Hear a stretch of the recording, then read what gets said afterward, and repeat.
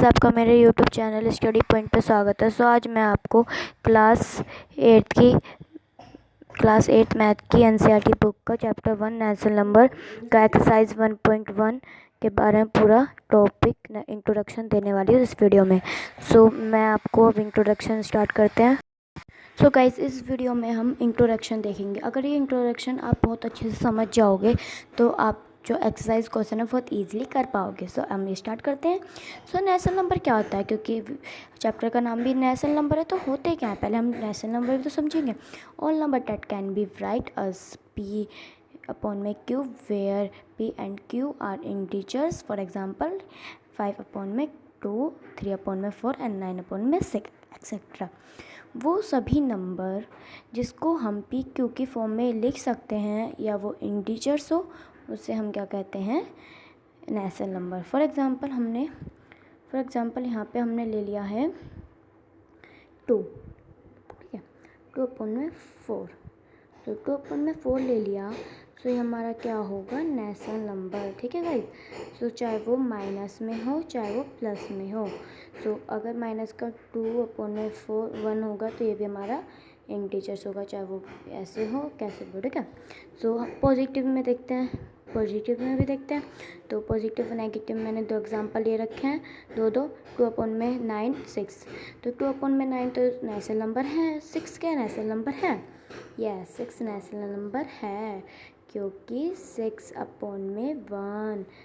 This is natural number. समझ में आई? अब क्या है इसमें, मतलब है कि अगर कोई सिंगल डिजिट है तो उसका मतलब होता है कि उसके नीचे क्या है, एक को डिजिट है, 1 है।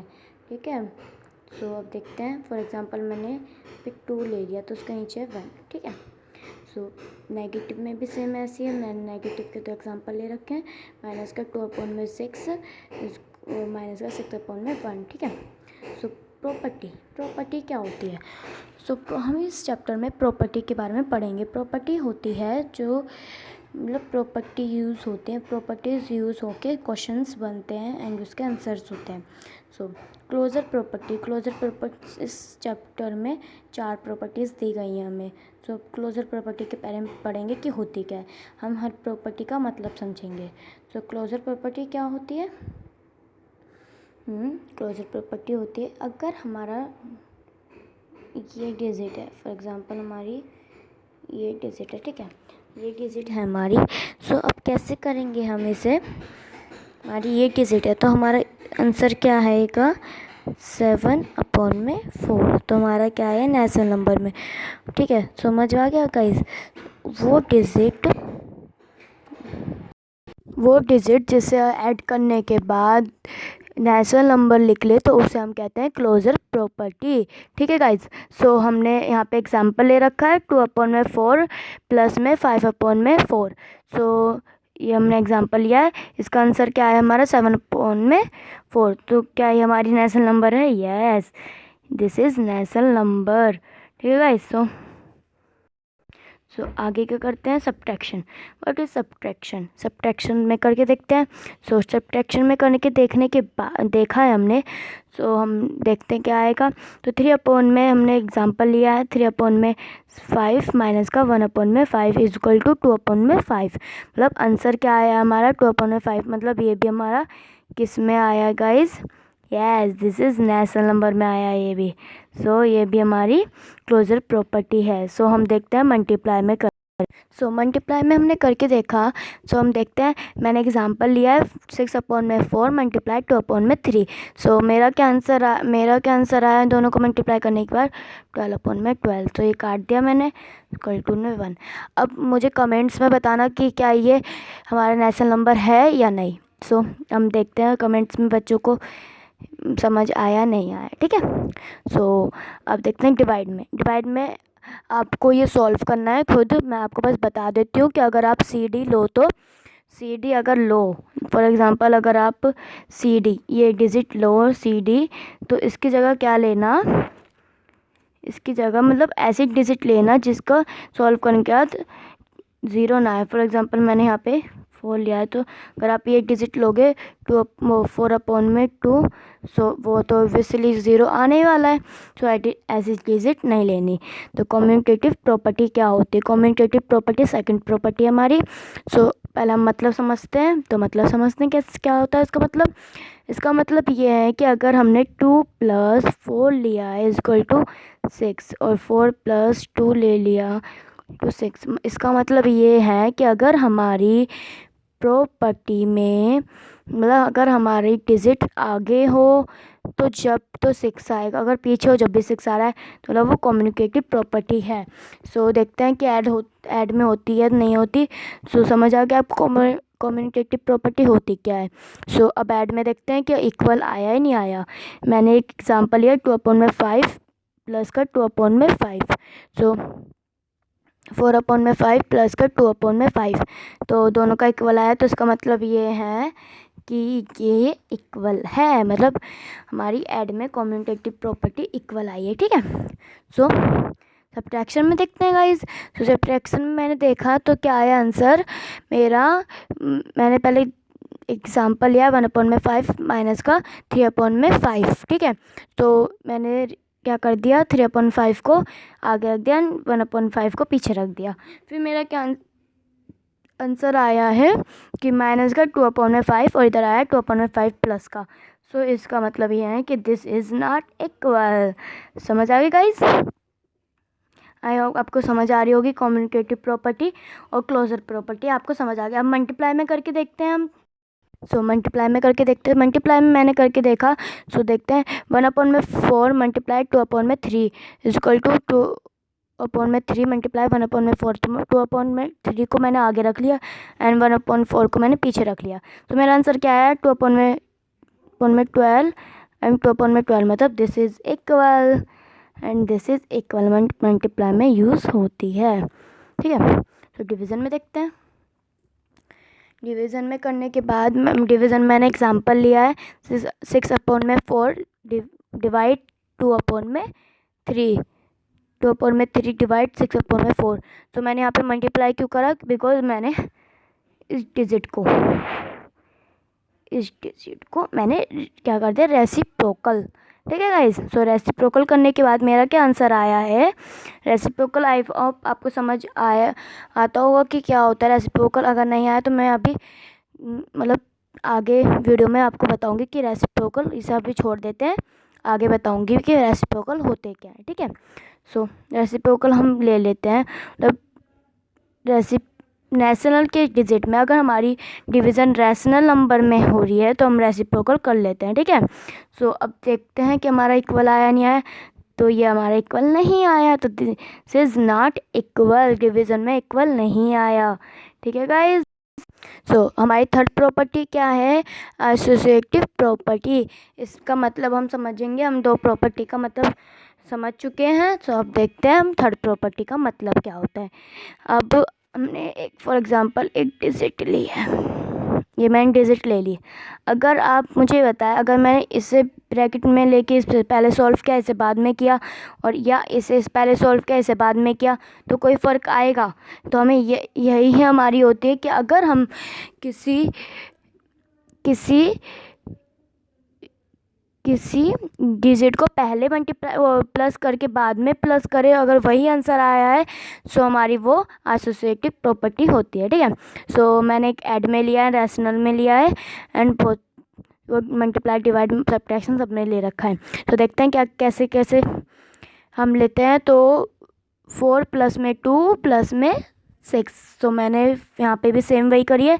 सो मैंने यहाँ पे क्या करा, इन दोनों को किया है एंड पे इन दोनों को किया है। ठीक है गाइज। सो इसका 6 + 6 4 + 8, यहाँ पे 12, यहाँ पे 12, तो दिस इज़ इक्वल। ठीक है गाइज। तो this is equal. So I hope आपको समझ आ रहा होगा। तो रैशनल नंबर क्या होते हैं, रैशनल नंबर मैंने बता दिया। तो रैशनल नंबर में करके देखते हैं। तो रैशनल नंबर में मैंने करके दिया 2/9 प्लस का 5/9 प्लस का 6/9। सो मैंने यहाँ पे भी सेम वही किया है एंड यहाँ पे क्या था हमारा आंसर आया 11/2 और 2 अपॉन में 9 प्लस में 11 अपॉन में 9, यहाँ पे हमारा वही 7 अपॉन में 9 एंड प्लस में 6 अपॉन में 9, ठीक है। फिर आंसर क्या आया 13 अपॉन में 9, 13 अपॉन में 9, तो नेचुरल नंबर में इक्वल होता है, तो दिस इज़ इक्वल, ठीक है गाइज।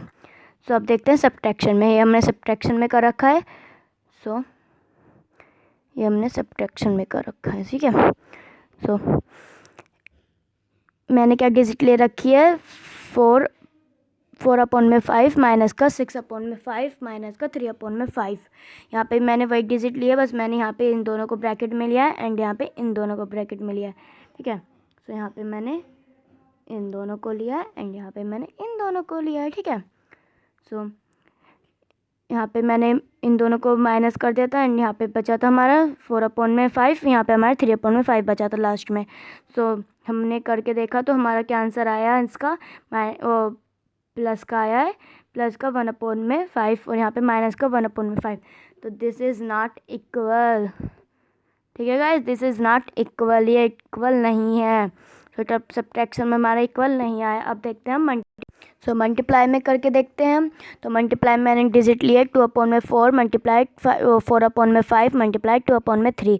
सो मैंने यहाँ पे इन दोनों को ब्रैकेट में लिया और यहाँ पे इन दोनों को ब्रैकेट में लिया और सेम डिजिट है दोनों की दोनों, ठीक है। सो यहाँ पे क्या आंसर आया हमारा 2 अपॉन में 4 मल्टीप्लाई 8 अपॉन में 15 और यहाँ पे क्या है 8 अपॉन में 20 न और मल्टीप्लाई 2 अपॉन में 3। सो हमारा दोनों का आंसर आया दोनों का करके 16 अपॉन में 60 एंड 16 अपॉन में 60, तो this is equal. So multiply में हमारा इक्वल आया है, हमने देखा तो सब्ट्रैक्शन में हमारा इक्वल नहीं था। सो डिवाइड में करके देखते हैं। डिवाइड में गाइस मैंने नहीं किया, आप खुद करोगे, मैंने आपको डिजिट दे दिए, मैं आपको एक बार एक्सप्लेन कर देती हूँ डिजिट क्या है। सो 2 अपॉन में 4 डिवाइड 5 अपॉन में 3 डिवाइड 3 अपॉन में 2, जैसे रेसिप्रोकल करना मैंने आपको बताया था अभी, तो 2 अपॉन में ये वही सेम डिजिट है। सो मैं आपको बता देती हूँ इसका आंसर कि ये इक्वल नहीं होगा, ठीक है। तो हमारी फोर्थ प्रॉपर्टी क्या है, डिस्ट्रीब्यूटिव प्रॉपर्टी। सो इसका मतलब पहले समझेंगे हम फिर आगे करेंगे। तो मतलब क्या होता है, अगर हमारी डिजिट यहाँ पे ये डिजिट है फॉर एग्जांपल, सो इसका मतलब क्या होता है गाइस कि जो हमारी 4 है उसको इससे मल्टीप्लाई करो फिर इसको इससे मल्टीप्लाई करो, है ना, यही मतलब होता है। सो इसमें यही है कि अगर हम डिजिट को इससे मल्टीप्लाई करेंगे इससे मल्टीप्लाई करेंगे तो क्या आएगा। सो ठीक है, तो हम पर हमने प्लस में करके देखा है। सो ये हमने पहले प्लस में करके देखा फिर ये रैशनल में है, ठीक है। तो हमारा क्या आया है, यहाँ पे मैंने एग्जांपल लिया है 4 ब्रैकेट x प्लस में 6 ब्रैकेट क्लोज इक्वल टू, क्या आंसर आया हमारा 4x प्लस में 24। सो रैशनल नंबर में हमने करके देखा है। सो ये आपको ऐसे भी डिजिट ले लो, मैंने ये मतलब डिजिट नहीं ली है तो आपको ऐसे डिजिट लेके कर लेना, ठीक है गाइस। सो मैंने क्या किया है, मैंने 1 अपॉन को 1 अपॉन बी को क्या करा है, वो a अपॉन बी को ब्रैकेट में c अपॉन डी प्लस में e अपॉन 5 ब्रैकेट क्लोज। सो मैंने क्या किया इसको इससे मल्टीप्लाई करा फिर इसको इससे मल्टीप्लाई करा, तो मेरा क्या आंसर आया है 1 upon B multiply C upon D and C upon B multiply E upon D. सब देखते हैं आगे क्या आंसर आया हमारा, देखा था आंसर हमारा वही आया था। सो अब देखते हैं, हमने यहाँ पे आंसर करके देखा है। सो हमारा क्या आंसर आया है, हमने पहले यहाँ पे प्लस में किया फिर यहाँ पे माइनस में करके देखा था। सो हमारा आंसर आया है ए अपॉन में बी ब्रैकेट सी अपॉन में डी प्लस में ई अपॉन में एफ ब्रैकेट क्लोज। यहाँ पे क्या आया, प्लस में था, ये माइनस में सेम आया है, ठीक है गाइस। सो हम एडिटिव इन्वर्स क्या होते हैं, ये बहुत मेन क्वेश्चन, वो बहुत मेन है ये, क्योंकि ये हमारा एक्सरसाइज में भी यही क्वेश्चन है, वो भी एक्सरसाइज 1.1 में अगर आपने देखा होगा तो, ठीक है। तो ये हमारा बहुत बच्चों को कन्फ्यूज़न भी होता है, एडिटिव इन्वर्स होते क्या है, मल्टीप्लिकेटिव इन्वर्स होते क्या हैं। सो मैं आपको इस वीडियो में बताऊँगी। सो एडिटिव इन्वर्स होते हैं वो डिजिट, जैसे फॉर एग्जांपल मैंने यहाँ पे 4 लिया है, तो एडिटिव इन्वर्स अगर कहे तो अगर 4 हमारा प्लस में तो उसे माइनस में कर लेंगे, ठीक है, चाहे वो रेसिप्रोकल में क्यों ना हो। फॉर एग्जांपल यहाँ पे 2 है, माइनस का 2 अपॉन में 4। सो हम क्या करेंगे, इसे 2/4 प्लस में कर देंगे, चाहे वो रेसिप्रोकल में क्यों ना हो। ठीक है गाइज। सो अब हम करते हैं, अब मैंने सम एग्जांपल लिए हैं, सो मैं बताती हूँ आपको। मैंने p/, में q को माइनस का p/, में q कर दिया। ठीक है, फिर मैंने a/, में b को माइनस का a/, b कर दिया, और मैंने यहाँ पे माइनस का c/, में d को c/, में d में कर दिया। ठीक है गाइज। सो आपको समझ आ गया एडिटिव इन्वर्स होते क्या है। ठीक है, सो मल्टीप्लिकेटिव इन्वर्स होते क्या है। हाँ, रेसिप्रोकल हमारा पीछे छूट गया था, तो मैं अब आपको बता देती हूँ रेसिप्रोकल होते क्या है। रेसिप्रोकल मतलब होता है कि वो डिजिट, जैसे फॉर एग्जांपल हम रेसिप्रोकल करेंगे, हमारी ये डिजिट है, ठीक है, ये डिजिट है हमारी, और अब क्या करना है हमें, ये डिजिट है, तो रेसिप्रोकल करेंगे तो हम 2/4 कर लेंगे, मतलब कि वो डिजिट है हमारे रेसिप्रोकल में है, ये मतलब ये रैशनल में है, तो हम इसे रेसिप्रोकल करेंगे तो क्या करेंगे, 2 को हम ऊपर ले लेंगे, 4 को, मतलब डिजिट की जो ऊपर जो डिजिट होती है वो नीचे लिख देंगे, और जो नीचे डिजिट होती है वो ऊपर लिख देंगे। तो मैंने यहाँ पे सम एग्जांपल लिखे हैं, तो बता देती हूँ मैं आपको। यहाँ पे मैंने क्या है, यहाँ पे p/, में q, तो मैंने क्या करा, q को ऊपर कर दिया और p/ कर दिया। ठीक है, सो यहाँ पे रेसिप्रोकल होता है मल्टीप्लिकेटिव इन्वर्स का मतलब। सो a/, में b इक्वल टू b/, में a माइनस का c/, में d माइनस का d/, में c। और एक कुछ बच्चों को ये डाउट होगा कि आपने ये जो माइनस का c है वो आपने c तो नीचे लिख दिया, माइनस क्यों नहीं लिखा, क्योंकि जो हमारी माइनस की डिजिट होती है, फॉर एग्जांपल हमारी 2 माइनस का 2/, में 1 है। ठीक है, तो हम यहाँ पे क्या करेंगे, पे 1/, में 2, मतलब हमारी माइनस का साइन कभी भी जहाँ होता है वो वहीं पे रहता है, वो नीचे नहीं जाता डिवाइड में। ठीक है, तो मैंने यहाँ पे a को लिया है, a मल्टीप्लाई 1/, में a इक्वल टू a, मतलब हमारा a से a कट गया एंड हमारा क्या बनना, 1। ठीक है गाइज। सो अब हमारा रैशनल नंबर क्या होते हैं, रैशनल नंबर ऑन लाइन, मतलब लाइन आएगा यहाँ पे, सॉरी गाइज रह गया था, तो यहाँ पे लाइन लिख लेना आप। So rational number on line, so ये हमारा 1.2 एक्सरसाइज में है, आपने देखा होगा।